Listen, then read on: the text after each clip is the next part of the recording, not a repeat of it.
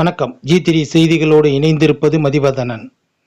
மேகதாது அணை விவகாரத்தில் கர்நாடக முதலமைச்சர் கருத்துக்கு தமிழ்நாடு முதலமைச்சர் கண்டனம் தெரிவிக்காதது ஏன் என்று கேள்வி எழுப்பிய பின், தமிழர்களுக்கு பாதிப்பு ஏற்பட்டால் முதலமைச்சர் பொறுப்பேற்க வேண்டும் என தமிழக காவிரி விவசாயிகள் சங்கத்தின் பொதுச் செயலாளரும் அரசியல் சார்பற்ற சம்யுக்தா கிசான் மோர்ச்சா அமைப்பின் தமிழக ஒருங்கிணைப்பாளருமான PR பாண்டியன் பட்டுக்கோட்டையில் செய்தியாளர்களிடம் தெரிவித்தார். மேகதாது அணை கட்டப்படும், அதற்கான பூர்வாங்க நடவடிக்கைகள் முடிவடைந்துவிட்டது.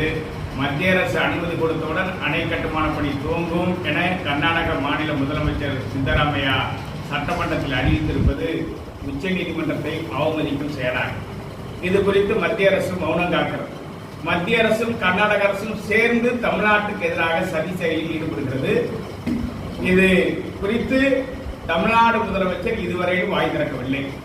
சித்தராமையாவின் கருத்திற்கு கண்டனம் தெரிவித்து உச்சநீதிமன்ற தீர்ப்பை அவமதிப்பதற்கு இடமளிக்க கூடாது. ஆனால் தொடர்ந்து தமிழ்நாடு முதலமைச்சர் மௌனம் காப்பதால் கர்நாடக அரசு சட்டவிரோதமாக கர்நாடகாவில் மேட்டூர் மேகதாட்டு அணை கட்டுவதற்கான முயற்சியை மேற்கொண்டிருக்கிறது. இந்த நிலையில் இதனை சாதகமாக பயன்படுத்திக் கொள்கிற இனவாதிகள், கர்நாடகாவில் இருக்கிற சில தேச துரோகிகள் தமிழ் திரைப்படங்களை திரையிட மாட்டோம் என்று தமிழர்கள் மீதான கலவரத்தை கர்நாடகாவில் தூண்டுகிற முயற்சியில் ஈடுபட்டிருக்கிறார். இதனால் தமிழ்நாடு மக்களுக்கு ஏற்படுகிற பாதிப்புக்கு தமிழ்நாடு முதலமைச்சர் தான் பொறுப்பேற்க வேண்டும். உடனடியாக முதலமைச்சர் தலையிட்டு சித்தராமையாவை கண்டிக்க வேண்டும் என்று நாங்கள் வலியுறுத்துகிறோம். தமிழ்நாட்டில் வருகிற ஆண்டு குறுவை சாகுபடியை மேற்கொள்வதற்கு மேட்டூர் அணையில் இருக்கிற தண்ணீரை வைத்து ஜூன் 12ஆம் தேதி தண்ணீர் திறக்க வேண்டும். தற்போதைய நிலையில் பாசன ஆறுகள், வாய்க்கால்கள் காடு மண்டி புதர் மண்டி கிடக்கிறது. அதனை தூர்வாருவதற்கான நடவடிக்கையை போர்க்கால அடிப்படையில் தமிழ்நாடு அரசு மேற்கொள்ள வேண்டும். குறிப்பாக கடல் முகத்துவார காவிரி டெல்டா ஆறுகள் மறுசீரமைப்பு செய்யும் திட்டத்தில் ஆசிய வளர்ச்சி வங்கியின் கீழ் முதல் கட்ட நிதி விடுவிக்கப்பட்டு அதற்கான பணிகள் 2016 துவங்கி 2020 முடிவடைந்திருக்கிறது. இரண்டாவது கட்ட பணிக்கான அனுமதியை கொடுக்காமல் மத்திய அரசாங்கம் காலம் கடத்துவதால் சிறு மழை பெய்தால் கூட பெரு வெள்ளப்பெருக்கெடுத்து பாதிக்கிற நிலை காவிரி டெல்டாவில் ஏற்பட்டிருக்கிறது.